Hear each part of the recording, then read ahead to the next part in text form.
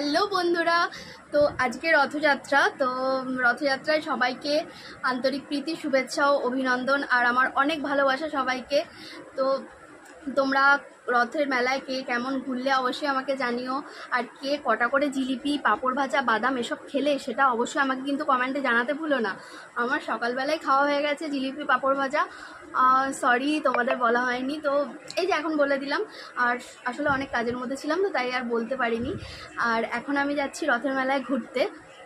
তো তোমরা কে কেমনভাবে রথের মেলায় ঘুরলে, কে কেমন এনজয় করলে অবশ্যই জানিও আমাকে।